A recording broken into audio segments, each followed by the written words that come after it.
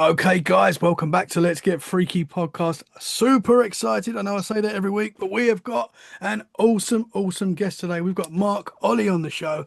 How are you, brother? Thank you very much for being here, man. I'm very well, thank you. I'm very pleased to be doing a UK broadcast for a Yeah, change. yeah. Yeah, Just UK to UK. Yeah, this yeah, this is we're on the comfort. same time, same Yeah, time. No yeah, confusion about time zones. We're there. We're ready together, and it's yeah, lunchtime, so it's quite an early one for me as well. yeah. I might have to run off and get me lunch when we finish this, but there we go. If you hear any rumbling noises, it's my tummy. Yeah, I want me bag of that's fish and fine. That's chips. fine. You can bring them in. You can, fish and chips while we do it. That's absolutely fine. Uh, I've got my drink. oh, I've What got mine. part of the UK are you in right now? Oh, Stranger Um, Things. I love Stranger that, man. Things, absolutely. I'm sort of right in the middle between Manchester and Liverpool. There's a little sort of place called Warrington, and that's where we are. It's neither one nor the other, but it's a great place to be because we've got motorways everywhere, so we can travel everywhere. It's kind of the hub of the north, if you like. Yeah, of Yeah. course. So where are you? Well, Where are you based? I am in Poole in Dorset at the moment. That's where Oh I live gosh. now. But Yeah. yeah, but I'm originally from Essex. Right. I'm an Essex boy. Yeah. But yeah, man.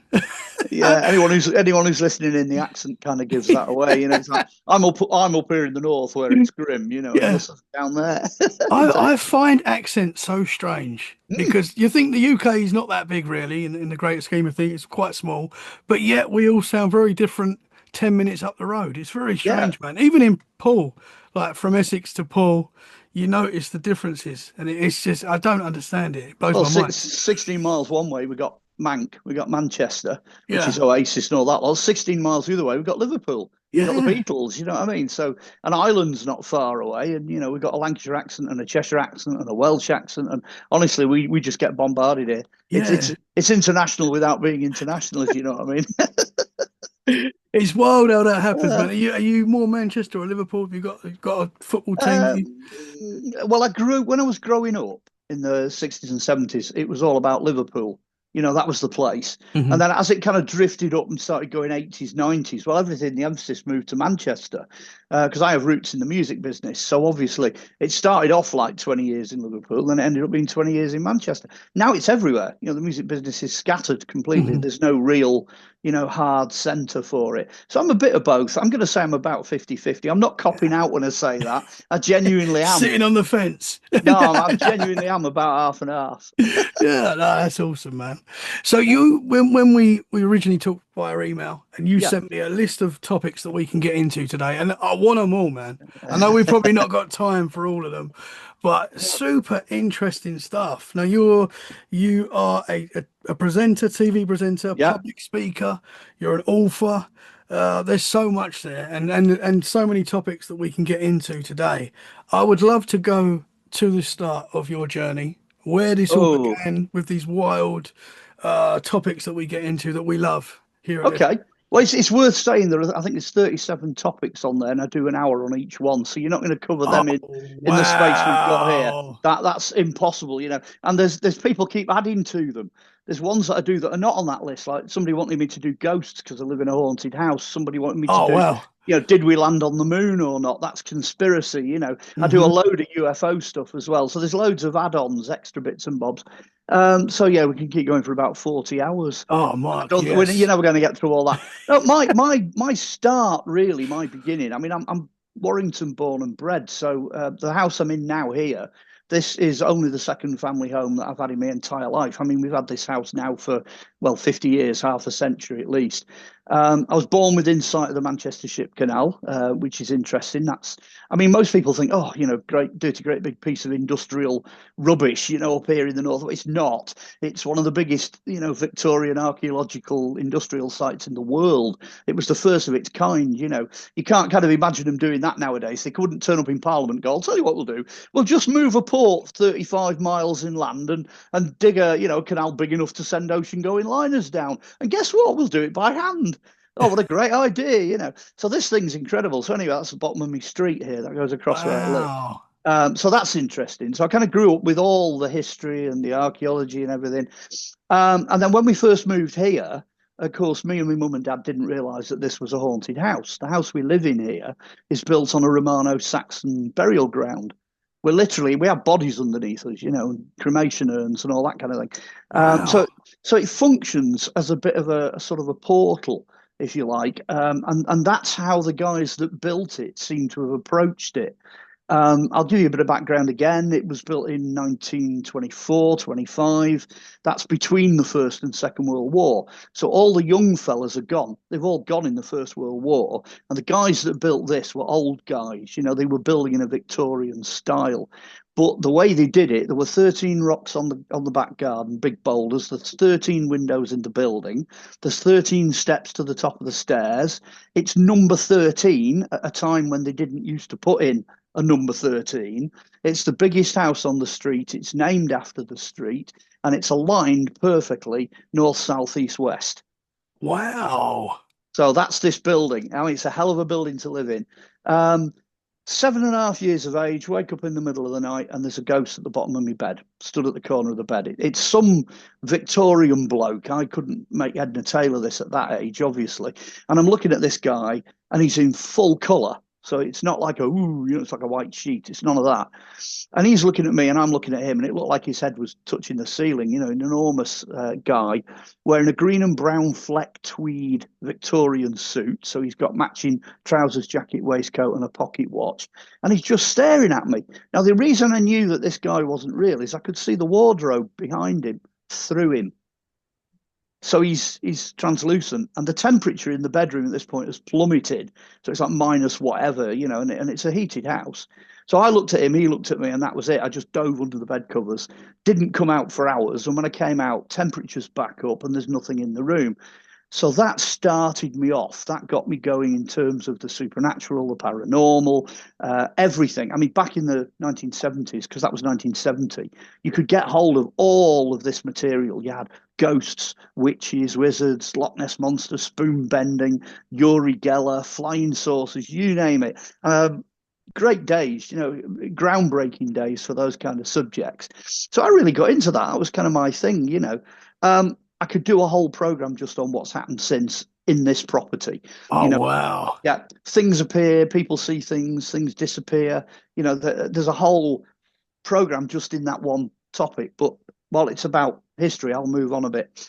My dad, then, about a year later, I'm about 8.5, he was a volunteer digger with the local history society, and they started a massive Roman dig just sort of down the road from me, huge Roman dig. So basically, if you like, my baptism by fire into archaeology was we went down to have a look at this, and of course he's digging. So he says, "Do you fancy a go?" And I'm like, "Yeah, all right, I'll have a go." So he hands me a trowel, dumps me in this big hole full of sand, and I'm off. 8.5 years of age. Now you see this. I mean, anyone that's done archaeology sees this on TV all the time. I found my first piece of Roman pottery, and I picked it up, and I went, "Hey, look what I found!" And everybody went, "Put it back." Put it back, because you're not supposed to move anything, are you? So I got this massive piece of Samian ware, which was really nice. And that was it. I was hooked. I was absolutely hooked. So fast forward a little bit. Okay, we get to me being in my teenage years. I ended up going to art college, and the art college here is on the opposite side of the road to the museum. So I could finish what I was doing during the day at the art college and then go across the road to the museum for the night school. So for a good number of years, for the 2 or 3 years I was doing this night school, that's what I was doing. I was learning under Liverpool. They had an Institute of Extension Studies thing that they did. At this point, I mean, I started art college when I was 16. I left when I was 18 because that's what you did back then. And I came out of there as an archaeologist, and that's what my dad wanted me to do. I could do graphic design, or I could do archaeology, or at this point, I could go off and play session drums in the music business, which is what, of course, what I ended up doing. I'd been drumming since I was 3 years old. I've always had a drum kit around somewhere. So I just went off and did that. The Thatcher ruined the economy and education and all that. So there wasn't really anything else I could do. So that was the next 21 years. Next 21 years, I was semi-pro, pro, doing all that sort of stuff, presenter, and all that kind of thing, doing DJing.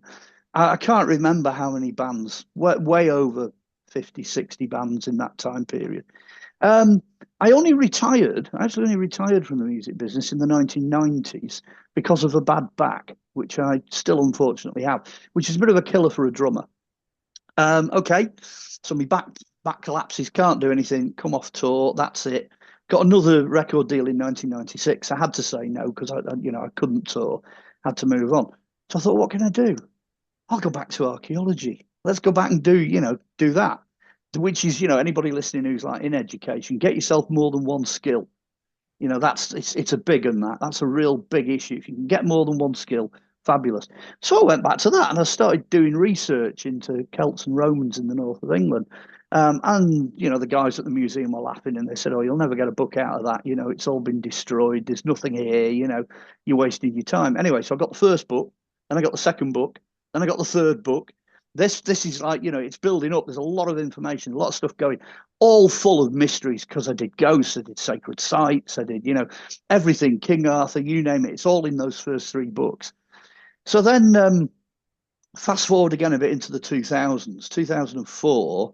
I've now moved to Chester. I'm lecturing in archaeology and reenactment at Chester. And I bump into a producer guy and he said, I've got this idea for a TV show. And I said to him, I said, well, that's funny because so have I, and I've got the scripts. So he said, oh, let's go and ask ITV because they're at Manchester at this point. So he said, we'll go and see if they want it. So cutting a very long story short, we did the pilot in 2004. We went and visited them. We showed them what we were thinking. There's this guy sat behind the big desk. I mean, it's like a scene out of a movie, you know what I mean? It's like us two, and we're in the low chairs, and there's this guy in a high chair behind a whopping great big desk.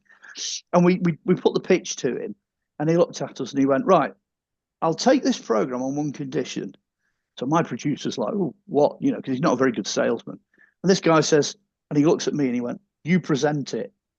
Now, at this point, I've never been in front of a TV camera. Yeah, I've done a few interviews and stuff, but I've never done anything like that. So anyway, again, long story short, 2005, I end up writing it, directing it, producing it. I'm in on the editing stage, all the content, or vast majority of the content's mine. I ended up designing the title sequence. I designed the costume. So basically, anyone that wants to see Lost Treasures, which is the show, it's on YouTube. It took us 18 years to get round to uploading all 22 episodes. But that's 05, 06, 07, 08. That's all of those years gone because we're filming and working in television. We did 3 Sky specials. We did, documentaries, and they didn't stop showing it, Sky, till about 2010, 2011. Wow. So it ran and ran and ran. And it went from this tiny little, almost irrelevant regional, ITV show. All of a sudden, it's like international. Everybody's watching it. And it took off. It really took off. We won awards. We had massive viewing figures. One year, I think it was 06, we were voted the best program on TV. Wow. By ITV's own viewers. I mean, it was great. It was fantastic. Yeah. So if somebody wants to go and binge watch that, you can go and, it's all on YouTube. Well, I've been watching it. And I have to say it's fantastic. It is so interesting, man. So that's what it's like. You were like geared up for this. Like this was meant to be, man. You was meant to be from the house that you're living in. I'm once the ship's sailing, I'm ploughing a certain course, And then, of course, when Lost Treasures went off, I then carry on writing books. So I've got 9 books now, loads and loads of appearances. I've directed my own productions. The last one we did with me as like the man in black doing the presenter thing, that was 2019. So, in the meantime, as well, I ended up doing 12 years as a hobby, running a reenactment company called the VMM, the Viking Medieval Market. So wow, that brought a load of stuff together. People just say, you've done so many different things, ghosts, UFOs, all this kind of stuff. The thread that runs through all of it is history. That's it. If you really want to understand what I'm doing, the teaching, the, documentaries, everything, it's history. That's what it is. If somebody said, what do you do? I would say I'm an archaeologist. And if somebody said, what are you? I would say I'm a drummer. So that's it. That's me in a nutshell. You're a cool dude. That's what you are. You're a cool dude. I do my best. I'm fascinated by history, man. The older I get, the more I enjoy. I've always loved history, even at school. I used to love history lessons, but I feel like I'm turning into more of a geek the older I get. And I'm just Yeah, binging these history shows, man. It's fascinating. It's absolutely fascinating. Yeah, when we're continuing to learn. And the other thing about history as well is sometimes it's a little bit misty. We're told yeah, some things possibly, and I'm a bit of a yeah, conspiracy guy like yourself, so I don't believe yeah, all the history books. I feel like there's a lot there that we're probably not told, and it's probably changed. yeah, As they say, the winner's the one who tells the story. yeah. So I find it fascinating, man. Well, my aim with the books is to try and unpack some of that because I've done they're not truthers books because they are based on whatever's available. So they are true in the sense that the research is true. But I've done the Green Man, I've done Robin Hood, I've done the Disappearing Ninth Legion, which is that ghostly, the legions that marched out of York never to be seen again. I've done one on crystal skulls and human heads. I've done one on King Arthur. That was a great one. That only took 45 years to write that one. Uh, Wow. I've done one, Europe's Roswell, 40 years since impact, all available on Amazon. I don't tend to supply to bookshops anymore, because that's not really how it's done. Hmm. So you can get them all on Amazon. Just go and have a look on Amazon. That's got the adverts out of the way. That'll keep the Yeah. publisher happy. Well, links will Yeah, be in the show descriptions. People can go right now. yeah, Listen yeah, to the episode first. Once we finish, yeah, yeah, yeah, go and buy the books, man. yeah, yeah. So So they're all out there. Yeah, go on. The King Arthur. I mean, I don't know. I might be wrong on it. Was he found quite recently, like the body in a car park? Is there something to that, or not No, recently? But no, that's Richard the Third. That's King oh, Richard the Third. Yeah, which is really everybody laughed because on a car park they have big letters. Well, yeah. he was found under the letter R. Wow.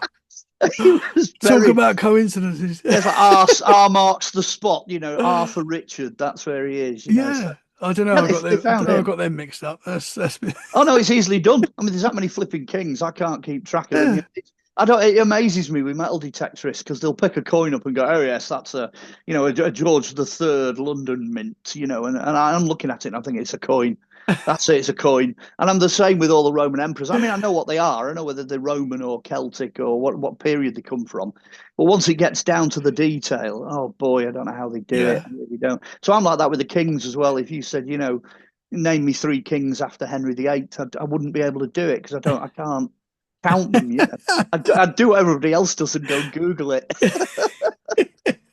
Well, that's a good thing. Now we got Google, we've Yeah, got yeah, Grok and yeah. ChatGPT. We That's it. Yeah, ask them straight away. They're telling us what to do, how to do it. yeah.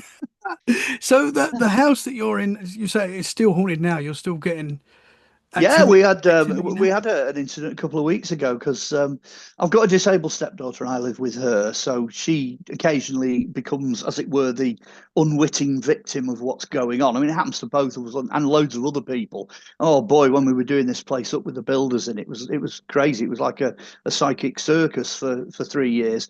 But she was going out through this door next to me about 2 or 3 weeks ago, and all I heard was, "I saw you." Bum, bum, bum, bum, bum, bum, bum, bum, bum.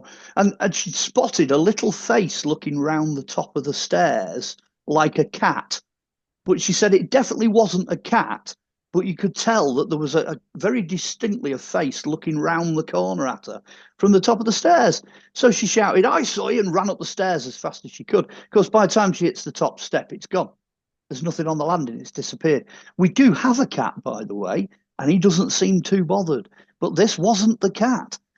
She described it as a gas cat. It was like a cloud that appeared, looked at her, and then vanished.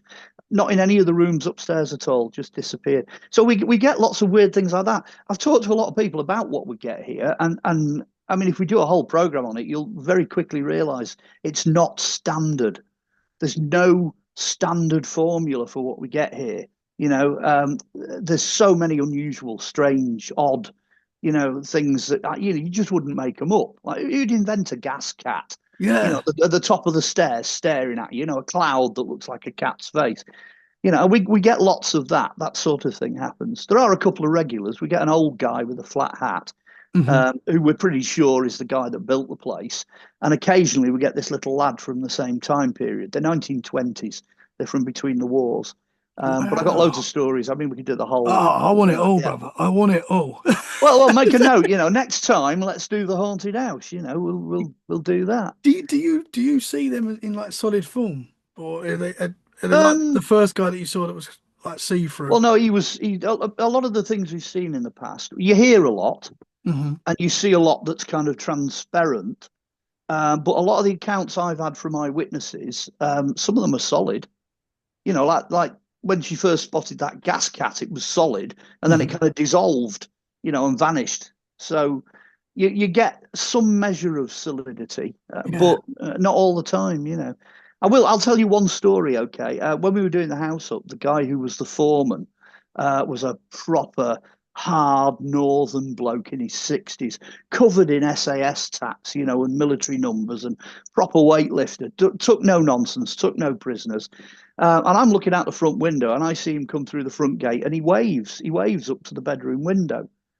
So I open the front door to let him in, and he says, "Your dad's looking great today," because my dad used to be here before he passed away. He said, "Your dad's looking fab today. He's all scrubbed up, with his flat hat and his jacket on and stuff like that. He looks really good." And I said, "Oh, you mean you waved to him in the bedroom?" And he went, "Yeah, I waved to him up in the bedroom." I said, "No, you didn't." I said, "Because he's at the sink in the back kitchen at the back of the house doing the washing up." And you could see all the colour drain out of this fella's face. And he's like, "No, no, no, no, no. He's definitely there." And I'm like, "Nobody upstairs. There's nobody upstairs. It's empty." And I said, "I know what you've seen. You've seen the guy who built the house." Now, just as a kind of a follow up to that, I mean, when we were doing the house up, we found all kinds of things. We found a fireplace, and we've got a half cellar we didn't know we had, and all this kind of thing. Fast forward about a year and a half, about 18 months, and we got on one of these remote cameras. So we put the camera under the floor to have a look to make sure the structure's, safe. So we're all crowded around the monitor, wonder what we're going to find here, spiders and all that kind of nonsense. You can see this room underneath, and the camera's going around, and then all of a sudden we stop the camera because buried in the top layer of ash is a flat hat. Whoa. It's about 3 feet in front of me under the floorboards now. That's where it is. Now, we didn't go down, so Wow. we didn't remove it. It's still there. And it's the same. The builder went, "That's it." He went, "That's the flat hat the guy was wearing." Wow, man. That Now, is that's great. I wild. mean, makes the hairs on your body stand on end. Because for Yeah. me, as an archaeologist, to have bits of stuff that tie up, when you've got something that happens and then physically it gets supported. I mean, one guy was doing the plastering in the front hallway. And he was quite used to this. He had all sorts of stuff vanishing. He had nails nicked, bricks nicked, all kinds of stuff, tools vanish. And what we did was we kept all the tools while we were working here in the garage. So he's working in the house. He's doing his plastering like this. Nice bucket of plaster, goes to get his next lot of plaster, and the bucket's gone. So he shouts through. He says, "Stop mucking about." And we're like, "Well, we're not mucking about. What do you mean?" This bucket of plaster had vanished. Anyway, the funny thing is, about 3 or 4 days later, the bucket turns up in the garage and the plaster's still wet. Oh, Man. so that happens all that. I mean, that's common. You put something down, boom, it's gone. And then Yeah. it turns up again, quite a bit of time later. So, Wow, man. so we get So, that all the time. so potentially under your house, there's a lot of uh, legends and lore and mysteries that you could unfold. Well, yeah, at the back they had an iron foundry which they built in the Victorian times. So there's some record of them hitting Roman remains and burials there. Hmm. Just further down the slope here, because we're on a slope, further down was the sand quarry, and they quarried out of there Roman burial urns. They had a lot of pottery and items. Swing round slightly to the next street over, that's the main Roman road. That is actually the road to Hadrian's Wall. That had a temple on it. So we're at the back, we're about 100 yards away from the back of the Roman temple. And then as you come up, the road goes through the school opposite us here, it goes through the grounds. All of that was excavated about 12 years ago when they were rebuilding the school. And it's just burial after burial after burial after burial. But you're talking about the big monuments, the big mausoleums. It's Hmm. all foundations of the mausolea either side of the road. Now we're at the back of that. So, like from here, all you've got in front of us is about 10 foot of front garden and the width of the road. And that's where they were excavating. So we're on top of it as well. We sit on top of it here. Wow. Are you considering what you do? Have you ever thought of? Well, So yeah, you, we've had a poke around in the back garden, so we know where the Roman level is. Mhm. I did it many years ago to find out where it was, so we didn't do any damage. And you've got like a layer of black earth, which is everywhere. It's about 3 foot thick, and then you got about 2 foot thickness of brown, and then you hit this horizon on the sand. There's a layer of sand, and that's where the Roman stuff is. It sits, so it's about 5 or 6 feet down. That's where it sits, and all the burials, the foundations, and all the rest of it are sunk into the sand. Wow. So we know not to go too far down. When we put all the new sewers and whatnot in, I was all over that like a hawk, watching what was happening. But we Yeah. didn't hit anything there. Fortunately, it was where other buildings had been, so we were all right with that. So Okay. yeah. Interesting, man. And obviously, like with the symbolism that you said, about the 13, the number of the Well, yeah. 13, that is wild. So they knew it was a special location. Yeah, well, as you come up the street, it's an odd street because all the even numbers are down at the bottom on the opposite side. There weren't any odd numbers because of this sand quarry. So the odd numbers start about halfway up the road. And as they approach, obviously they go, 9, 11, 13. But 11 and 13 are joined together because they were built by the same builder. So we're in this semi-detached. But what it should have done, because this is what they did everywhere else in the village, was it should have gone 11, 11A, 15. That's how it should have gone. But there's no other house. This is it. We end here. And even against all the superstition, they chose to make it number 13 and it's named after the road. So this is the primary house, if you like. The builders, the developers that were building everything else around here, Yeah. this was their headquarters. This was their central focus. But Interesting.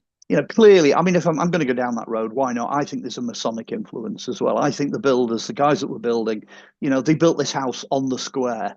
And they Hmm. did that on purpose. Yeah. The sun rises at the back and it sets at the front, and it's all done that way.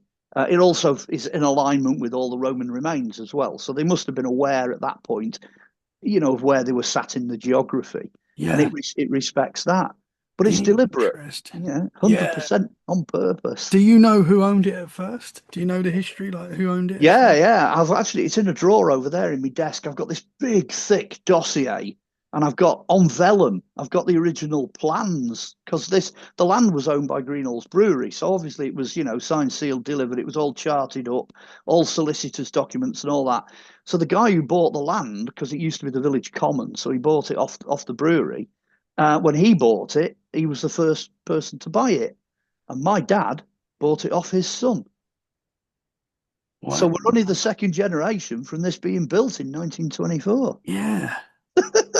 That is interesting. It makes you wonder what was on that spot way Oh before well, they started. we've got some idea because obviously when the burials all disappeared and all that vanished, it just became common land. And Hmm. eventually, by the time gets into like the English Civil War, there was a battle here at the village, Battle of Stockton Heath, and the battle raged in this direction. So every now and again, we get bits of clay pipe barrels and stems and pottery that date back to the 1600s because they fled across the common. So they came this way. Fast forward another 100 years, get into the 1700s. This was the racetrack. They had a big circular racetrack on the common, and people used to sit where our back garden is now and watch the races. So higher up in the soil level, you get these remains of people, tankards and cups and plates, and clearly they were picnicking here. And then you get the iron foundry. Then you come into the 1800s.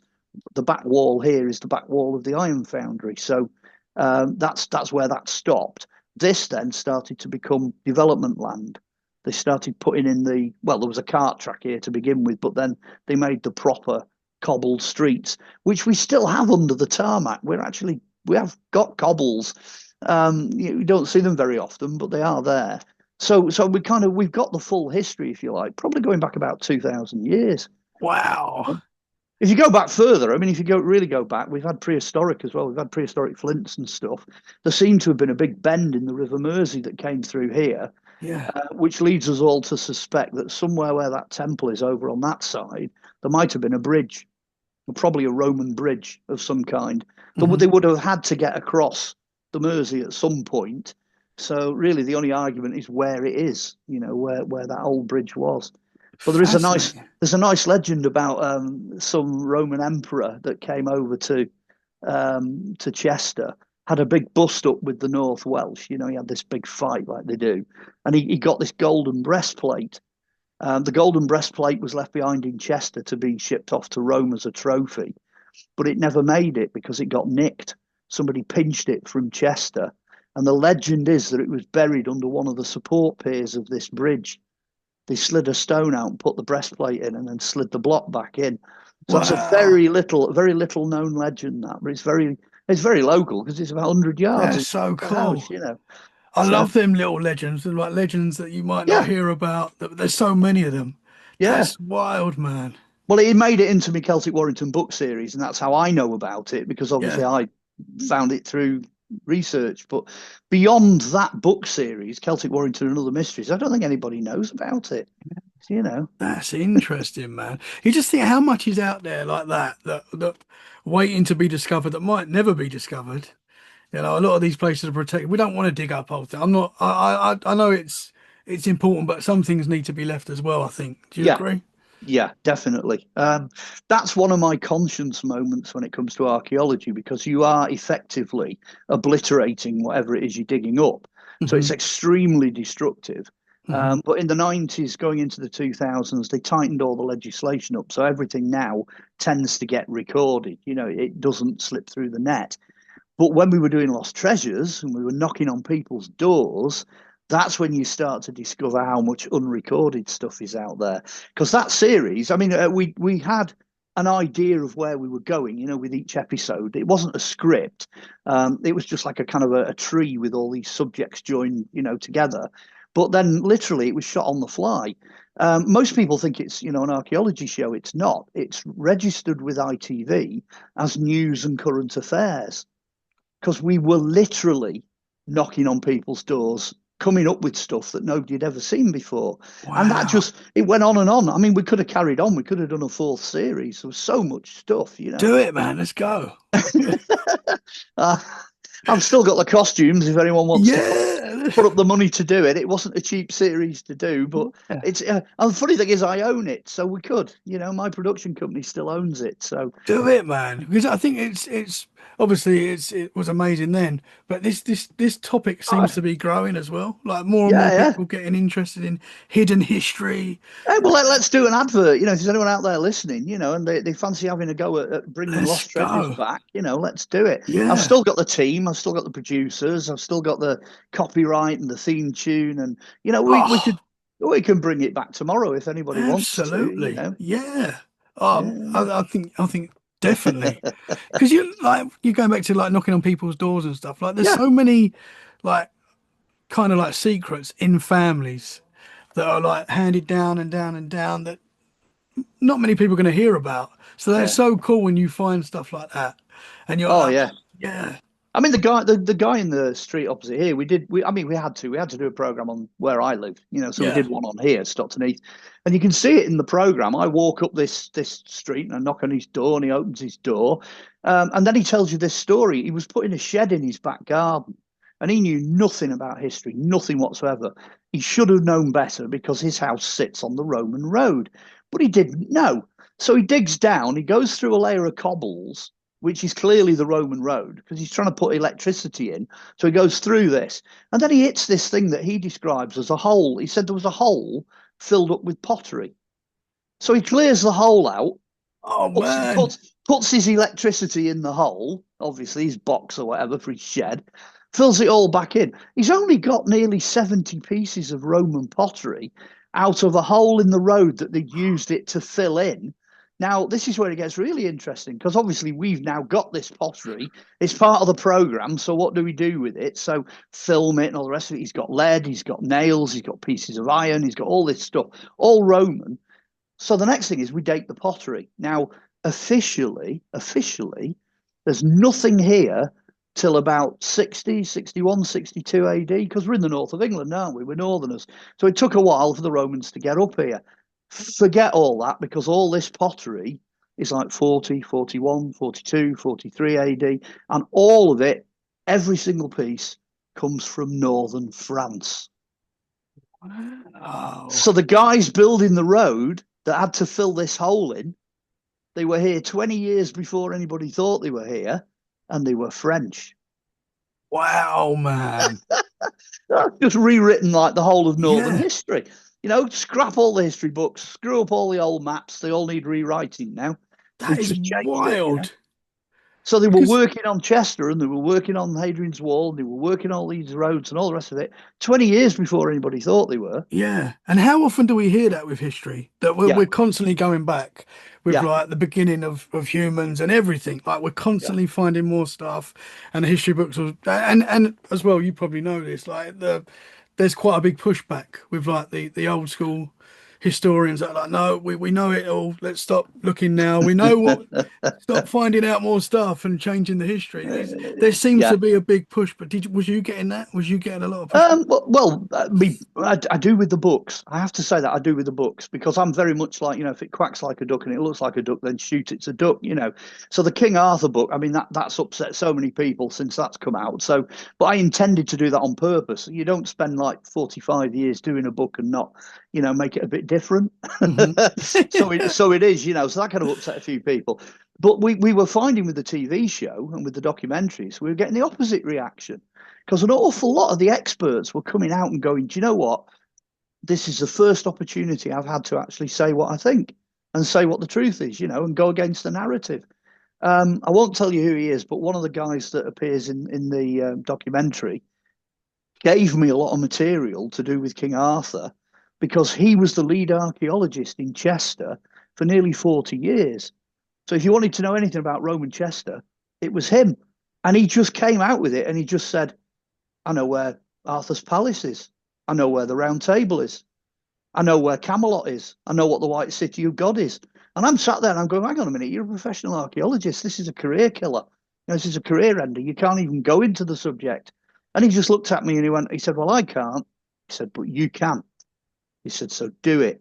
And he just handed over all the notes, everything. He Wow. gave me the keys and da-da, they're in the book. They're in the book. Wow. So I kind of credit him and I kind of don't credit him. You know, if you know where you're looking, he knows he's credited. He knows Yeah. it's.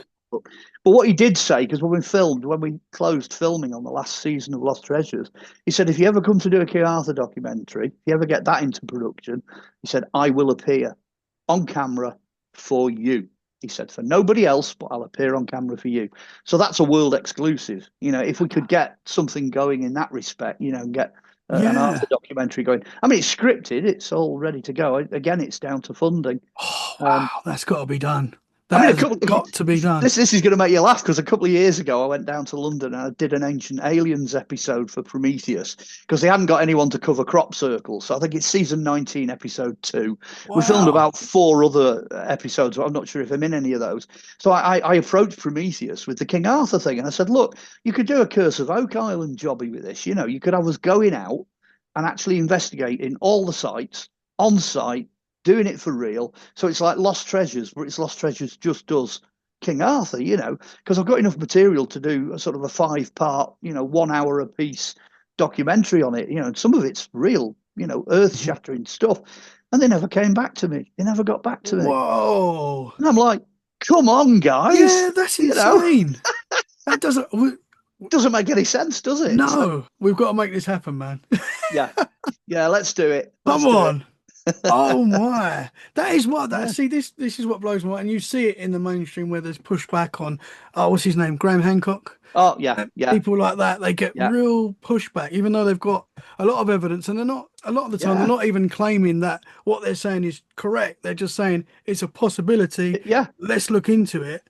Oh, they've all been hammered. I mean, Giorgio and Eric von Daniken, that's, you know, Ancient Aliens, they get hammered all the time because they have an alternative view. I've met Eric and Eric's brilliant, you know, Graham and all people that are surrounding him, Andrew Collins, you know, Graham Phillips, they all get hammered. They all get absolutely hammered.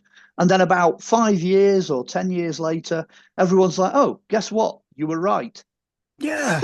Yeah. It's like, why couldn't you just be honest? People are saying at the end of the flood, at the end of, the ice age and all this kind of thing, that there was, population and all the rest of it. Well, of course there was, because if there wasn't, we wouldn't be here. Yeah. It's Yeah. a lot of it's common sense, but Hmm. it's like it's the elephant in the room. It's so big you don't see it. You just keep bumping into it and don't really know what it is. Yeah. In archaeology, there's an awful lot of those elephants. Woolly mammoths. There's a lot of Yeah. big woolly mammoths. It's That people wild, keep man. bumping into, and I've met quite a lot of these guys, and I used to do the same speaking circuit as Andrew Collins and that, and you know. Thumbs up for them, persevering and Yeah. sticking at it. I've got a foot in both camps, because on the one hand, I'm a traditional archaeologist. I do traditional archaeology. That's what it is. But at the same time, you've got to have a foot in their camp as well. You've got to look at the alternative archaeology, because you're constantly finding things that just don't fit. Yeah. They, It they doesn't don't add fit the up. narrative. Yeah. Yeah, Man, I find it wild that someone like high up in archaeology would feel the pressure not to speak out about something that he believes is true. I know it happens because obviously, you know, we all need work and stuff and yeah, we need to be paid and that's a worry. We've got families and stuff like that. But at the same time, man, I feel like if you know something and you're not sharing it, yeah. there's something wrong, doesn't fit with me, man. I mean, Does it? that's that. Probably lost treasures in the books are right. Those are conduits where people like that can get stuff out, Hmm. because I do have a huge number of friends in traditional archaeology. But Hmm. when you get into traditional archaeology, there are some things you just can't say, because then you start to cross the political line. Because at the end of the day, commercial archaeology is part of the building trade, and they have jobs to get paid for. They work for the local council, they work for developers, builders, this, that, and the other. I mean, I'm not saying this has ever happened, because as far as I know, it hasn't. But if you're trying to put an office block up and all of a sudden you dig a hole and you're staring at, King Arthur's grave, which one is going to win? Is the hole in the ground full of bones going to win, or is the office block going to win? Sadly, it's the office block. That Hmm. wins every time. Yeah. But that's money, economy, politics. It's everything. So again, a lot of things have been found. Nowadays, they tend to try to leave things where they are, Hmm. which I think is the best policy. There's a lot of really good quality developers out there now that will pay to have things left or Hmm. incorporate them into their development as things go along. But you've still got that 1970s, 1980s, running in front of a bulldozer while it flattens everything. That still happens. Hmm. That still happens. It's happened a lot in my career over the years, but they haven't got away with it, because if I'm there, it gets recorded Yes. and photographed and That's it. reported on. Yeah. Uh, Why do you think that the King Arthur one is so like taboo and that people won't touch it? They're going to um, touch it, but why they won't haven't yet? Well, in a nutshell, it's 800 years of politics. As soon as Edward got hold of it, Edward and Eleanor, as soon as those medieval rulers got hold of the story, they used it to try to change the geography, the political, the religious, and the royal geography of the British Isles. And they did. There was a policy of, if you know where the real thing is, then you move it somewhere else. You send all the pilgrims and the footfall, and it all goes somewhere else, and then you use that to your advantage. That's really what happened, when the monks found the body of Arthur and Guinevere at Glastonbury. That is widely now recognised as nonsense. It's absolute nonsense. But Glastonbury remains, which frustrates me for two reasons. Because number one, the real King Arthur's in North Wales, where he's always been, and there's plenty of evidence to support that. And number two, Glastonbury is one of the most phenomenal archaeological sites in the entire of the British Isles. There is so much stuff there. And yes, it's a sacred site. Yes, it's got all these holy, things associated with it. It's got everything going back to prehistory. But then it's got this like veneer, like a varnish over the top of it, which is, it's like flipping up here. We've got Blackpool. It's like a holiday resort. You know what I mean? And it kind of devalues all that real stuff. If you go in there for King Arthur and you go in there for a laugh and you just want to do the shopping on Glastonbury High Street, fine. Knock yourself out. It's like a flipping bus queue of gods and goddesses. They're all there. Everything's there. You name it. But then if you dig a bit deeper, very, very quickly you get into some very seriously good archaeology, down Hmm. there. I was there this year. I went down there for a long weekend. Okay. and did a bit more investigation. And I never stop. Once you do a book, you never stop. You just keep updating it. Hmm. Hmm. But equally, I've also been to North Wales and had a look at that. I'll tell you a story. This will make the hairs on your body stand on end. This Oh, one, let's okay? go. Yeah, let's go. Glaustinnyburg in the original medieval records is a place in North Wales called Llangollen. Okay, now Llangollen has a lot of things to do with Arthur. It's got the oldest cross dedicated to Guinevere. It's got the Grail Castle Corbenic. It's got all this going on. Now that's supposedly where Joseph founded the very first church with the Grail here in the UK. So you go and have a look at the big church, which is Valley Crucis, this Vale of the Cross, this abbey. Now, his church, Joseph's church, was circular. Now, obviously, Valley Crucis is in the shape of a cross, which is what you'd expect for a medieval church. But, and this is it sits in a circular enclosure, just like every single Welsh church. They all copied the same design.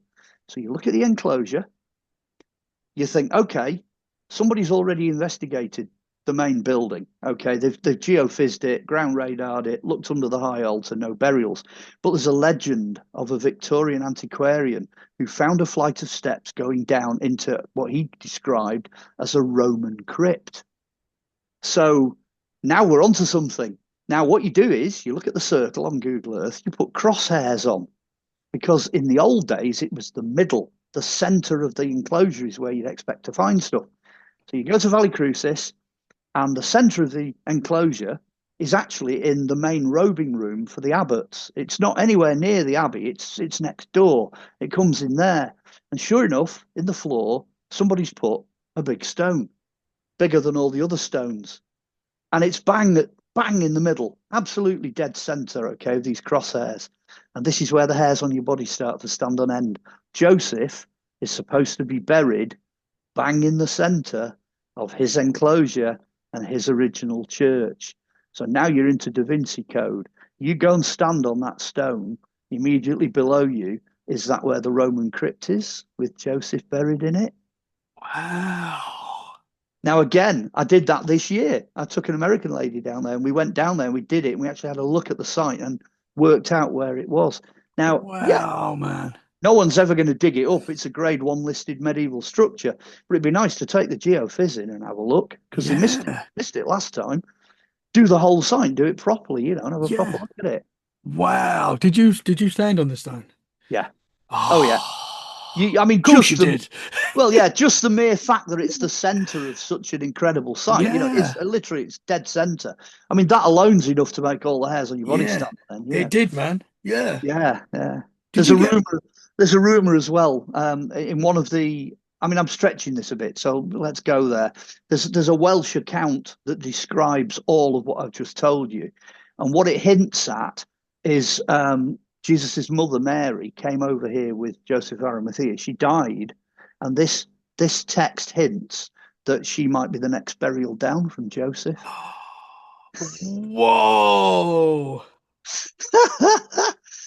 So that's Wow. just like, boom, Yeah. like I said, once you get into it, you start looking at the proper material. The Polychronicon of Merlin, Joseph, and Arthur. That's the book. If you go and buy that, it's all in that. It's all in that. It's Wow. on Amazon. Okay, type in King Arthur, you'll get the book. Yeah. I recommend the hard copy. Actually, the hard one's really sexy. Hard That copy. is wild. But If yeah, I mean, if they could prove, can you imagine if they could like prove that, and it would just change the world. maybe that's why they've never done a Yeah. documentary on this sort of thing. Because if you knew exactly where these things were, Mm. would you actually tell anyone? If you're digging in your back garden and all of a sudden you pull up the Holy Grail, would you go, "Hey, look, I've got the Holy Grail"? Yeah. Would you actually tell anybody? I mean, I would, but Well, I would as well, but I mean, you're into like Turing Shroud territory here. You know yeah, what I mean? yeah. Wow. Somebody somewhere would want to step in, obviously, and Hmm. protect it. I mean, buried with Joseph as well is the Grail, the Welsh Grail, which are these two containers they're described as cruets.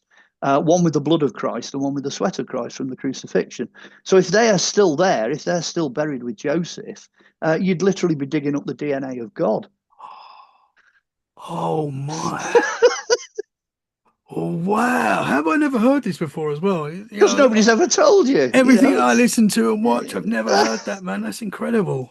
Well, we'll do Arthur. We'll definitely have to do a program on that. Oh, yeah, So absolutely. that's the next two in it. You got one for the haunted house, Yeah, living in a haunted house, and yeah. you got one for King Arthur.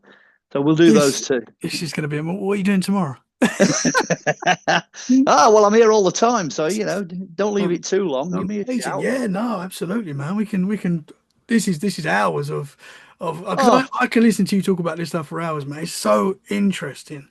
That uh, is wild. well, there's plenty Because more where that came from. I mean, this might be wrong. Some people say that King Arthur didn't exist. Some people Mm, do say that.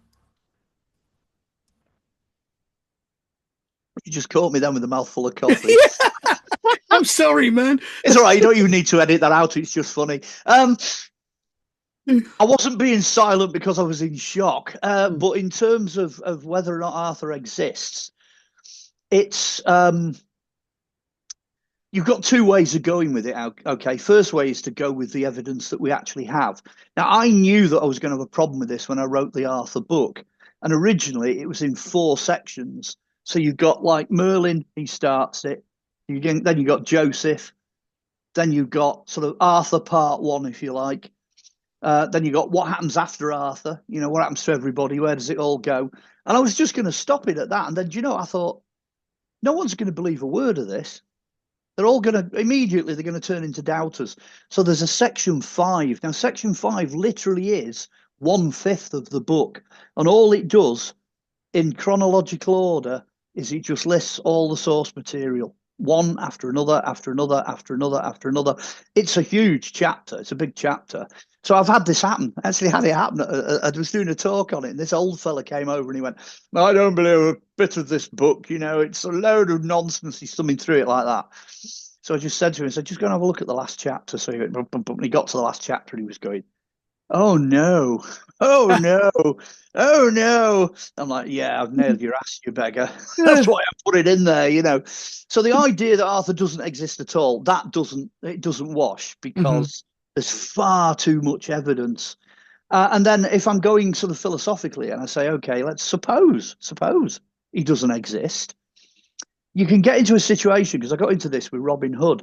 Trying to nail down the guy himself was just impossible, like looking for a needle in a haystack.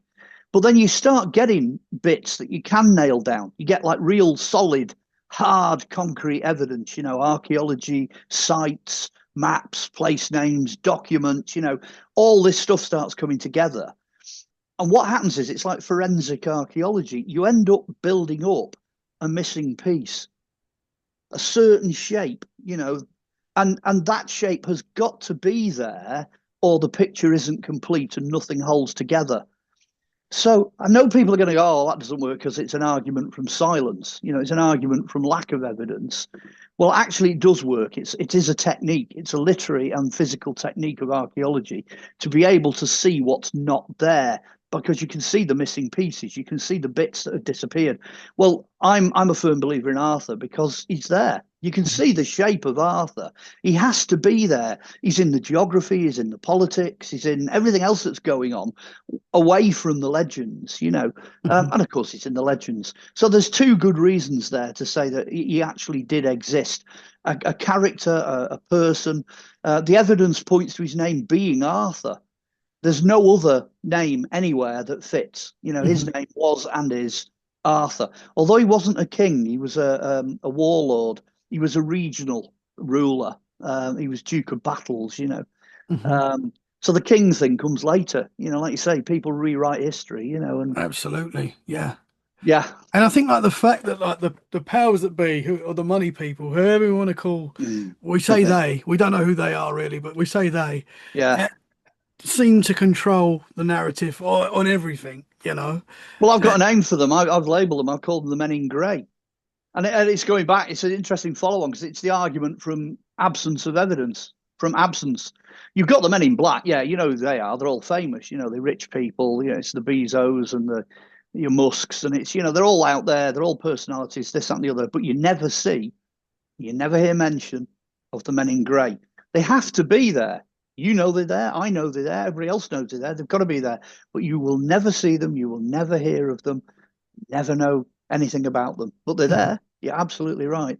Yeah. And they do control the narrative. They are in control of a lot of what goes on, which is probably why I'm not a multimillionaire. I'm not internationally famous, and because they're controlling the narrative. We're doing this online for goodness sake. Yeah.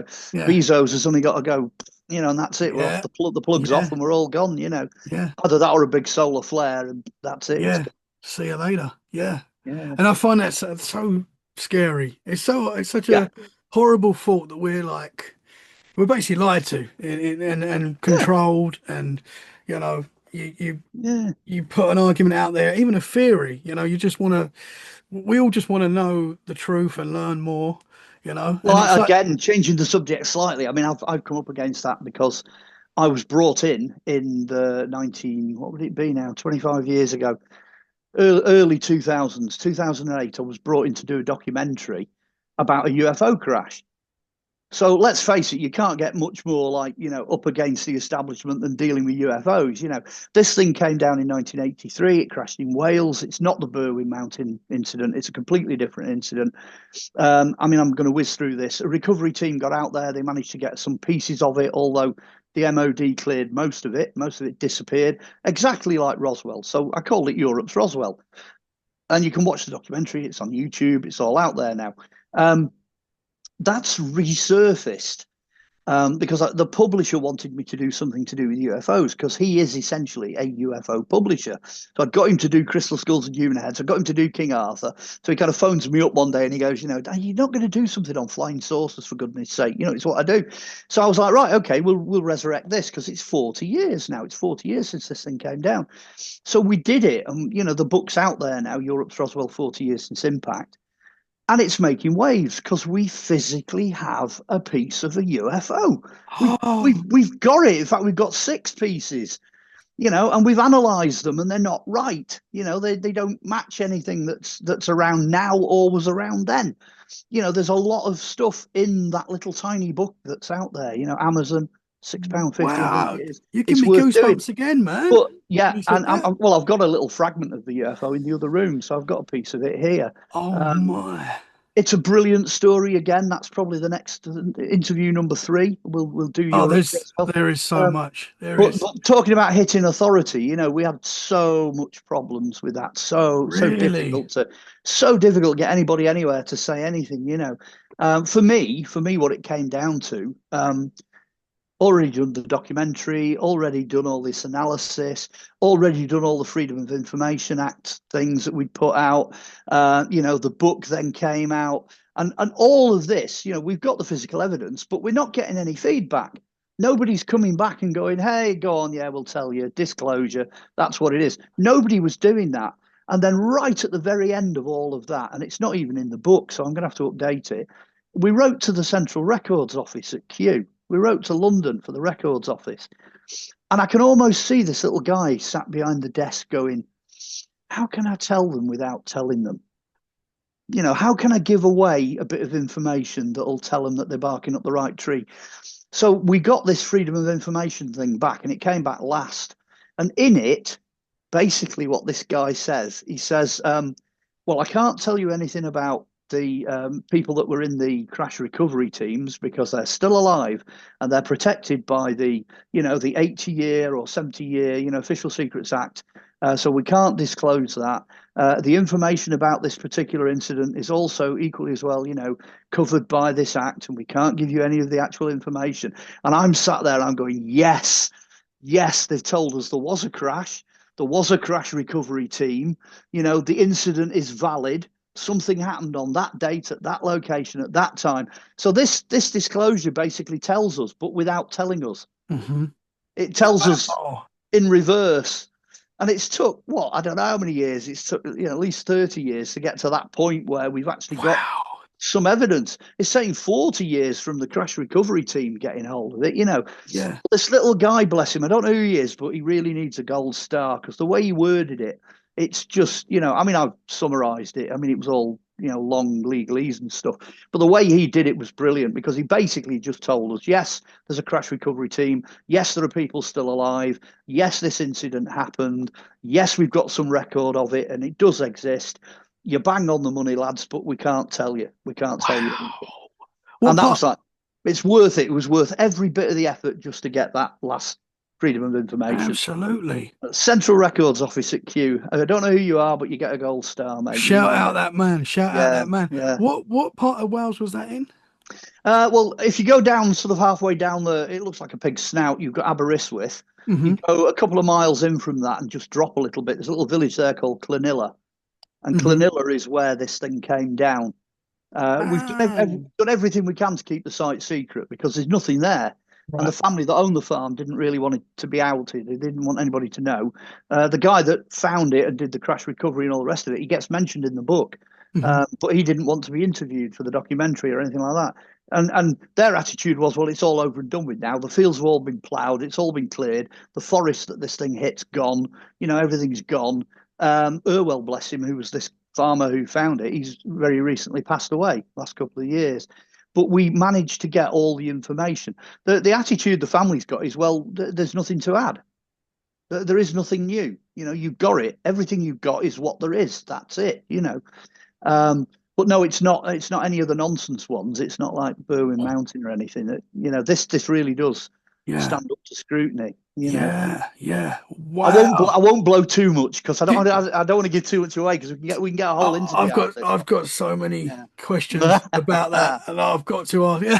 Oh, well, How go on. You how just let's try one. Chuck one at me. Let's how see where it do you know takes how us. big the craft was that crashed? Do we know how big it was? Yeah. Well, it hit trees. It seemed to have lost control, or it seemed to have materialized in the wrong place at the wrong time.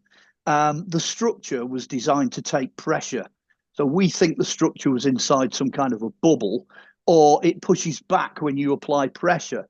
So when this thing slows down, because it had to slow down, and comes into contact with trees, so that's branches, it's being pummeled all the time by these branches. It just got smashed. It was like eggshell. So all the bottom of this thing just got smashed off. But you could see where it had cut through the trees. And the recovery team said you could see it was about 25 to 30 feet across because it cut a swathe through the top of the trees and then boom, exploded all this stuff across the fields. And Whoa. but this is where it gets really interesting. Whatever it was flew off. Oh It wow. lost all the bottom. Everything got smashed off. I mean, these are some big sheets of this stuff, like 2 meter square, 6 foot square sheets of it, all over 4 fields. And you know how big fields are for sheep in Wales? They're huge, Hmm. enormous area covered by this debris, but no crash craft, no UFO, no bodies, no machinery, no mechanism, nothing. It had obviously just kept going. Wow, that is bizarre. So the aliens will say that are driving this craft, Well, they who they knows? survived. They survived Yeah, and all that just flew off, all disappeared. It went. wow. How interesting, man. Yeah, because when you said it, I'm thinking like it's blown up. There might have been bodies and stuff. Well, there was a misinformation thing, Men in Grey thing again, where when the report came out, the documentary came out, one of these UFO websites that shall remain nameless decided to do this long report, and it was exactly the same as the documentary, and then they finished it with this big silver disc, crashed in the trees with alien bodies hanging out. It Hmm. was just complete nonsense. And I'm like, this is asking for it to have the Mickey taken out of it. No one's going to take this seriously. Hmm. And it was clearly disinformation because Yeah. I approached it as an archaeologist. I'm, back to shoot it's a duck again because they Hmm. brought me in on the understanding that there was a possibility that we might excavate these fields and do it as an archaeological thing, get the geophysics in and this, that, and the other. But once we got chatting to Irwell and we actually visited the site, very shallow soil, loads of rocks, typical Welsh hillside type setting, forest has gone, everything's gone. And I'm just like, well, you're down to, I mean, they analysed the Roswell crash site and they did it at a microscopic level. And they actually did in the 1990s get some tiny little beads of strange melted metal. They did get something off Roswell. Subsequent to that, there has been a lot of other debris that's been recovered. But I thought, you're down to that kind of level here, and we don't know of anything making direct contact with the ground, nothing ploughed into the earth, everything flew off. So you're only going to have surface debris, Hmm. whatever's left on the top. I mean, you might be lucky. It's a lot of effort to find one piece when we've already got six. Yeah, that's incredible, man. Oh, one of these pieces is quite big as well. It's a huge section of what Yeah. looks like outer skin. It's So we don't know what this is, what you've got. Oh, we do. Yeah, I mean, but we don't like We don't know what what it came material off. it is. Yeah. Yeah, we know what material it is. Oh, Yeah, you know what material it is? yeah, we've had it analysed. Oh, wow. It depends how far you want to go. You see, I we sent it want off to to. go. There's let me just have a think about this. There's five different analyses. Okay, Yeah. I'll go very quickly through them because we can go over this again if you want to do it as a subject. First one was British Aerospace back in the 1990s. Samples got sent there. They sent it back and they said, looks like it's aluminium, possibly duralumin. We've known about this since whatever 1918 when we developed it for airships. Nothing special. Nothing to see here. So at that point, the debris was kind of laid to rest. But the guy that had it, his name's Gary, he kept hold of the debris. He said, "No, I'm not happy with that," because British Aerospace, frankly, didn't know what it was. Fast forward to now, so we sent off three sets of analysis. We sent one to America, one to Australia, and one to Greece. So there's four sets of analysis, three sets of analysis that have gone off recently. And they all come back with sort of weird results. We worked out that the American one and the Australian one are two different types of metal. The one that went to Australia possibly could be aluminium. It could be an aluminium related substance. But then they came up with this idea that they'd found some kind of American resin glue stuck on it, and they labelled it. But the analysis was inconclusive. The Americans were the opposite. They're like, no, no American glue. Don't know anything about any of that. This is made of lanthanum, which is a type of metal that we don't use. It's alien.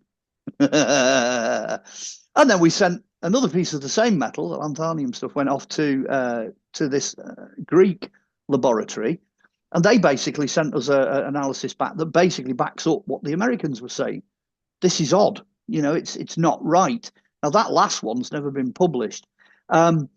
All of that information then we did hand to another researcher who then went off and had a look to see if he could pin it down to anything, that was on our planet, as it were. But the lanthanum, that kills it flat. It's never been Wow. Yeah. used for anything. And it means that sheet of metal that's made of that behaves in a completely different way to anything that is known. There's a lot of factors involved in that. Yeah. So the guy that's just done the sort of the military side of it, the military report, he's looked at all the analysis and looked at the craft that it could have been and what was around at that time in the way of drones and aircraft and stealth. And I mean, he's done a brilliant job, absolutely superb job. That actually hasn't gone into print yet, so that's coming out soon. You're getting an exclusive on that one. And then when that comes out, I will then produce, like from my point of view, the analysis point of view, I'll then produce the final definitive report on that. So it's ongoing. I mean, the book's out there, so you can dip into it. You can buy into the story right now. Documentaries on YouTube, books on Amazon. But the final report, that's going to be probably early next year when that comes out. Interesting. Well, it's so good you've still got the actual pieces. Oh yeah, Because yeah, as they're you still know, there. Yeah, if yeah. you give them to anyone, they're probably not going to come back. Well, So, there is a Men in Black story that goes along with that, but I'll tell you that when we do the full oh, subject. you're teasing me, brother. Teasing me. And the listeners, we're teasing the listeners. Yeah. I can see this going up the priority Yeah. list. You might be doing this one next. Yeah. Yeah, Yeah. This might be next now. yeah. Wow, man. Yeah. Did anyone see the craft come down? Was there any witnesses of? Well, again, this is where sometimes what you don't see and what you don't hear is important because I mean it came down the middle of the night. Mhm. But there was nothing there when the farmer went to bed. It was there when he got up the following morning. But it's not a million miles away from the village. It's fairly close. And if something really big went screaming through this forest, you'd expect somebody somewhere to notice. I mean, the farm's only at the bottom of the adjacent field. Mhm. Nobody heard anything. It completely silent. So you've got this massive industrial scale impact causing all this debris, and hacking its way through trees and this, that, and the other in the middle of the night, in the middle of nowhere. There's no street lights, there's nobody around, it's deadly silent, and nobody heard a thing and nobody saw anything. Man. Now, for me, that makes it more mysterious. Yeah. Yeah. No flashing lights, no big bangs, no explosions, no screaming jets, nothing.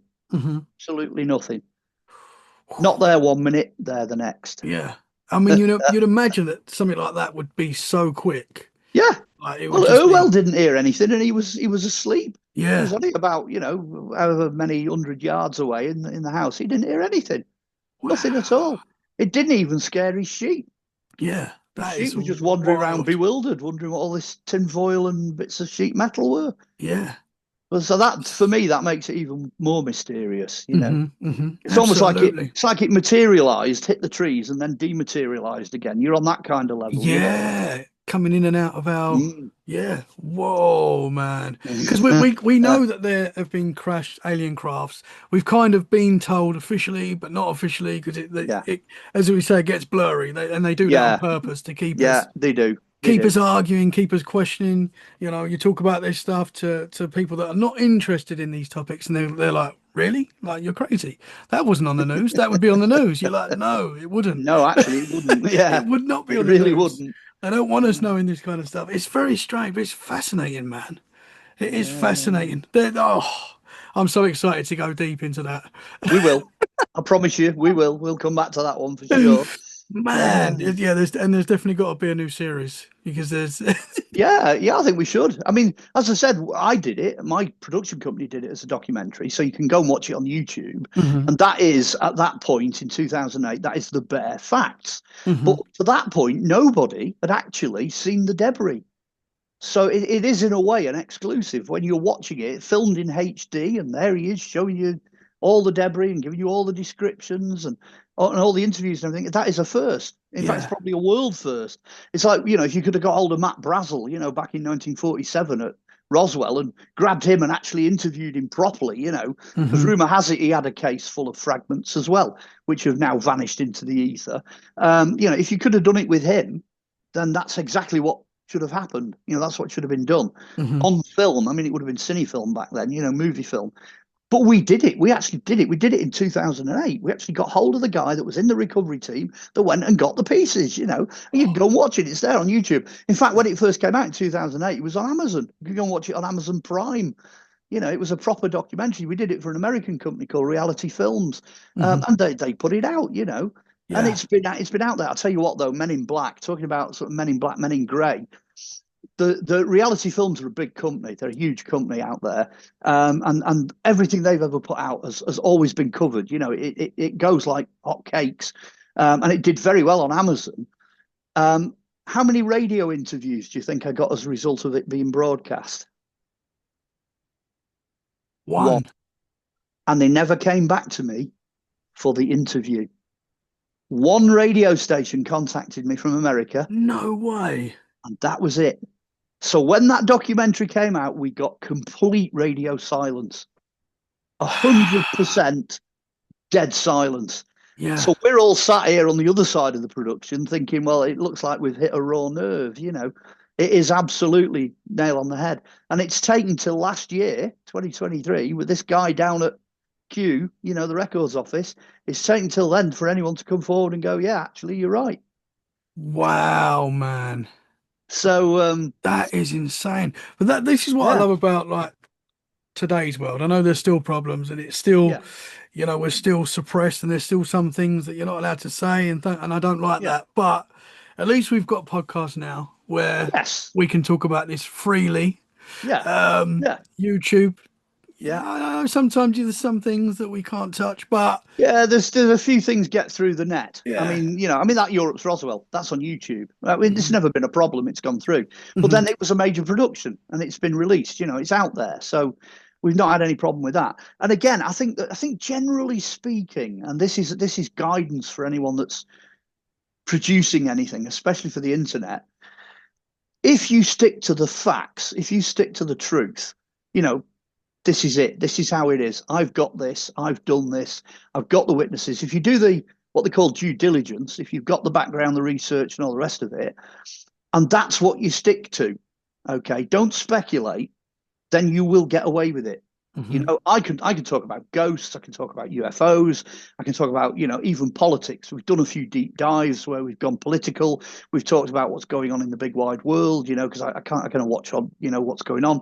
Conspiracy theories absolutely coming out my ears. And as long as you're right, this is the key, you see. If you're right and you're sticking to the truth, no problem. It'll get through. What really frustrates the authorities is if it's a pack of lies. If you've got like an hour of absolute drivel, doesn't matter if it's, to do with archaeology or history or politics or aliens or you name it, whatever. When you look at ancient aliens, they've set the bar very high. Their standard is incredibly high. They tell you that, this is a carving from the jungles of Guatemala. That's what it is. The archaeology, the background, the due diligence is 100%. And that's really the bar that you need to aim for. That's where it's going. So if anybody out there is thinking of, dashing off and doing a podcast or doing whatever, just stick to the facts. I always find the facts more fascinating. If you're looking at something, you're thinking it's truth, this is real. I'm looking at something and it's real. Yeah. That makes my my day. That makes all the hairs on my body stand on end. Absolutely. Because as you say, a lot of these facts are they're amazing in themselves. Yeah. And then obviously there's no need to make stuff up. You don't have to make stuff up, It opens the door to the possibilities that this world is probably completely different to what we really think it is. There's a lot more that we don't know, and that's fascinating. Yeah, I do a sort of bending reality PowerPoint presentation, which I developed for the UFO lot. Because when you're doing a UFO conference, the two things that wind me up is, number one, they never stick to the science. You'll get some guy that will, rabbit on and show you loads of holiday pictures about, the field he walked across and the trees where he saw the UFO and, blurry photos of little white dots. And honestly, that just drives me mental. So when I did this presentation for the UFO things, number one, I start with the hard physical evidence. So the first half of it is like all to do with this UFO thing. And it's all factual. Hey, they want to see a piece of the UFO? I'll bring one with me, And then the second bit is science. It's all about dimensions and light and wavelengths and frequencies and I sort of go off down that avenue. So both halves are actually factual. So I've had so many good comments, people are complimenting me on doing this PowerPoint because they just don't get that level of information. People don't do that, Yeah. So get rid of all the speculation and the nonsense. The blurry phone footage of a street light. Forget all that. Yeah, it's difficult with those pictures because quite often, as you say, they're blurry and they are hard to tell what it is. But you got the other extreme as well. You got CGI. I mean, the AI and CGI now is just it's off the Richter scale. It's hard to believe what we see now with new videos.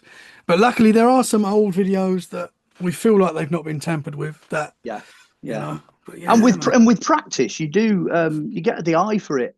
You can tell when somebody's fudging it and it's not right. You can, I mean I'm a producer, so I'm editing suite standard. I can spot things, So when I'm looking at some of these things, some things are just wrong, You can tell straight away. So sort of 80% of stuff you can just get rid of. Although there was a brilliant one recently from a camera that was based, I think it was on a farmer's barn. And he was keeping an eye on his crop, and all of a sudden the crop just drops and forms a crop circle. I've seen that. I saw that. That is superb. I love that. So do you think that's legit, that one? Well, that's only the second one I've ever seen like that, because there was one from the 1990s. Yeah. There's this little ball that whizzes around this field in Wessex or somewhere like that, and all the crop drops and you can see it. So that is real. I spoke to the guys that filmed it because they were out looking for UFOs. So that's back in 1991 or two, something like that. That one is real. And this one recently with the crop dropping, that looks very similar. Yes. I mean, imagine trying to CGI that. That's a nightmare because you can see each individual, piece of corn. Yes. They all drop in unison. It's like really good. I must check that one out again. So I'd encourage any folks out there that are into that to go and have a look for it. Yeah, I did. I've got to be honest. I saw that one and I was like, because I used to share a lot of those things on my social media. I've tried to be a bit more careful now because I used to just throw loads of things out. And look at this, and you get like that's not real, and I'm like, I'd fall for it many times. So I try and be careful now. And I got to admit, I saw that one and I was like, whoa, belter. That seems too good. So I didn't share, but I'll share it now. Now you're saying that's real. Go on, Well, you tag a link to it or whatever into this so that folks can go and have a look. Yeah, absolutely. It definitely adds value, but that's the best one I've seen in recent years. I'm not saying it's real because AI might have done it. There might be some way of doing it with a new American AI thing or whatever. But Hmm. because there's always something new's coming out all the time. Someone always beats the previous one. But to Yeah. me, that looked pretty convincing to me. Interesting, because I've seen the 90s one as well. I've seen that video, Yeah, and that is very interesting. yeah. Again, you get some people that say, "Oh, it's not real," and you're going to get that, as you know. Well, the two lads that were out filming, they were filming sky. They were looking for UFOs. They were trying to get sky stuff. And one of them nudged the other one and went, "Yeah, you need to see this." So when you see the camera at the beginning, it swings down to the field. They weren't intending to film the field, and it's in twilight, so the footage is dark. It's really quite Yes, dark, and it's a bit shaky like that. But then all of a sudden, you can see this ball of light whiz round, and yeah, all the crop just goes and drops. And honestly, these two guys, salt of the earth, they were absolute. That was what happened. We filmed what we saw. We were not out to do that. Uh, wow, and anyone that's done crop circles down there around you, sort of Wiltshire and all that kind of thing, they will tell you that that looks real to them. That looks, extraordinarily convincing. yeah, So I would say that's real. I'm yeah, 90% certain. yeah, I was yeah, sure enough to have it included in Ancient Aliens, and yeah. so it's in the program. It's in their program. Oh, okay. I mean, some of them crop circles are so magnificent. People can't have done that, man. Surely. No, no. My favourite one is the one next to Stonehenge. It's a triple armed thing. I think it's 96 circles. And you had this big, like, tour, English heritage tour came wandering onto the Stonehenge site and, fields as far as the eye can see, all clear, nothing going on. I spoke to a couple of people that were there, actually, a couple of the English heritage folks. And they said it's absolutely 110% true. They're all stood there. They wander off. Now, the amount of time it takes to get between one party and the next party is about 20 minutes. I think it says about 22 minutes. So they wander off. The next party comes wandering in, and there's like 96 circles in a field in this beautiful Mandelbrot pattern right next to Stonehenge. It's the big triple armed thing, all these Hmm. different sized circles. And it just, what can you say? It's impossible. Yeah, Oh, no yeah. way could that happen in 20 minutes. Nobody's going to produce that in 20 minutes. Impossible. No. So it's little gems like that you think. And Hmm. again, crop circles are a good example of you have the real thing, and then everyone jumps on the bandwagon, and you've got this whopping great big collection of fakes. So there is a huge number of them that are fake. They're either CGI or it's, two blokes and a piece of rope and a board, and you got all this sort of thing. But then there is still about 30%, 20 or 30% that are real. Hmm. And it's the disinformation game again. People jumping on the bandwagon. We can make money out of it. Let's Yeah. play it. Let's dumb it down. This, that, and the other. But no, every so often you do get a belter. There is a real one in there. Wow. Yeah, Yeah, that's something else I was going to say to you as well. Stonehenge. It's obviously yeah, uh, one of the most famous places in the world. Beautiful place. I'm lucky enough to be pretty close to it. I'm about an hour's yeah. drive from it. Amazing place. It really is. And what I find so interesting about Stonehenge is I had Matt Pike on the show a little while back. You might know him. He works at Stonehenge, and he was telling me like the actual underneath Stonehenge is very untouched. Basically, it's not been dug up. Is that correct? Would you? I find As that fascinating. as an archaeologist, I'd say about 90% of it has not been dug up. That's a lot, isn't it? But there's still about 10% of it that's seen a lot of interference. Hmm. There's been diggers, there's been excavations, there's been re-erection of the stones, things like that. But he is, generally speaking, he's correct that the majority of it has not been tampered with. So it's Interesting. still there. So there's a lot of mystery down there, man. I mean, as I Still, say, yeah, don't want them to dig that up because you got to keep no. that as it is. There was one Well, in. the way technology's going, you don't need to dig it up. You Yeah, know, yeah. with lidar, ground penetrating radar, geophysics. Hmm. The way it's going, the way that we can now plot it all in 3D. You can do exploded diagrams of it, and I'm positive that the Stonehenge project, the landscape project, will have done that. Because I'm kind of up to date with Stonehenge, and there's so much work they did on that and the whole context of Stonehenge. There's new things coming out almost every week. Hmm. Did you hear that they've found out where the altar stone comes from? No. Oh, was it Scotland? Yeah, yeah, Yes. Yeah. Scotland. So they See, know where the blue stones are from. They're Wales, and then the main stone looks like it's from freaking yeah. northern Scotland. So So there's how? this huge link. Yeah, how Yeah. do you get that thing down from Scotland? Yeah, Yeah. Yeah. It is wild, man. That is blows my mind. blows my Yeah, mind. Every time I see it, I'm like, wow. yeah. Some Yeah. big stones. There are some big stones in Yeah. Stonehenge. There really Yeah. are. And they've proven that it's from Scotland. That's a fact now. They're fairly certain. I mean, they've generally got that sort of northern Scotland area for the geology, which Yeah. is how it started with the bluestones. They generally had the area where they were coming from. But once they start analysing it specifically and they go down to detail geologically, then of course in Wales they've got the quarries. They've Hmm. checked, they've got two quarries where the bluestones come from. So they know where that is in the Preseli Mountains. They're at that point now with Scotland. They're at the point where they're trying to locate a quarry that is a dead ringer, an absolute fingerprint match for it. So they're almost there. They're 90% of the way there with that. Interesting. Yeah. Wow, man. Mike, you've blown my mind this afternoon, brother. Wow, we've not even got into the Templars. No, we started off with ghosts and you finished with like national prehistory. Yeah, I said to you, we're going to go over. I don't plan episodes, but Yeah. there's some things that we need to go deep into. Yeah, we need to come back on. Definitely. Absolutely. Yeah. The Templars as well is another fascinating one that I know you've. Well, I've got an enormous Templar conference coming up. I think it's the second weekend in October. Oh, So if okay. if if you leave the Templar one till end of October or beyond, Yeah. so kind of October, November, December, um, Oh, I'll tell you the Templar one's going to be interesting because there's at least three different kinds of Templars at the conference. We've actually got, I believe I'm right in saying that the Catholic Knights Templars, the guys who are based in Rome in the Vatican City, we've got two of those coming, and they're open to interviews. They're going on stage and they're being interviewed. Um, whoa. I'm Templars of England and Wales, so I'm a different order again. I'm independent order of Templars, and there's just a possibility that there might be a Masonic Templar there as well. So, and I'm presenting it. I'm holding the whole thing together. I'm holding the whole weekend together, which nobody knows actually, because that was only decided this week. I'm going to do the on stage presentation. So Oh, trust me, by wow. the time we get to November, I'm going to have a head full of Templar stuff. Oh, bro. Real I am cutting edge stuff. so excited. When is that in October? That the conference is in October? Oh, you've got me on the date, haven't you? It's Sorry, man. go and have a look on my Facebook. The Yeah. advert's on the Facebook. It's the let me try and think. It's the first weekend is right 6th, 7th, so it's about the 14th. I think it's on the 14th.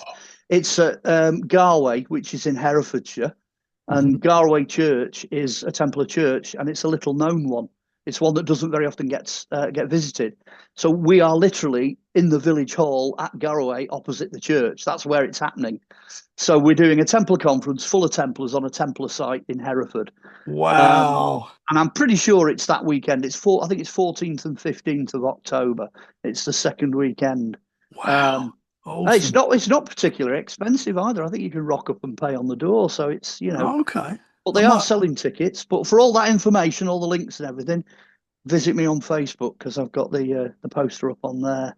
I might have to make my way down. That sounds very Oh, interesting, man. please come! It'd be great. You love it. You'll absolutely Yeah. love it. Yeah. Man, brother, well, you've given us so much today and so many teasers and so much that I can't wait to dig deep Uh, into. Fascinating stuff, man. Thank you so much for well, your thanks for time having today. me. Really Yeah. enjoyed it. That's gone so quick. Like it's just gone like that. And Yeah. I've got a list of topics now that we need to get into. The Yeah. listeners are All going to right. want Yeah. us to get into that. So we got to Yeah. do it soon. We'll arrange that soon, man. But thank you so much. Yeah. Can you tell the listeners where they can find you? I know you said Facebook. Where's Yeah, the I'll best do I'll do place? I'll do the advertising thing. Really, really simple. I love to keep it simple, nothing complicated. If you want the books, Amazon. If you want the back catalogue of what I've produced, it's YouTube. And if you want to come and find me, it's Facebook. And you can't miss it because I'm the one with the big bushy beard. There is an old one on there of mine. Don't go to that one. Come to me. And if you get me on Facebook, well, we can talk on Messenger and stuff like that. So really, that's it. It's Amazon, YouTube, or Facebook. Awesome. Awesome, brother. Well, the links will be in the show description right now, so people can go and head over there right now. Mark, thank you so much, sir. I'm going to arrange Thanks for the having next me. one right now with you because I need to talk to you more. And yeah, we'll be back very soon. Guys, thank you so much for listening. We hope you've enjoyed this episode. If you have, share it where you can. That is a great way to support the show. And we'll be back very soon for more freaky conversations. In the meantime, stay safe and keep it freaky. Bye for now. Thank you very much, sir.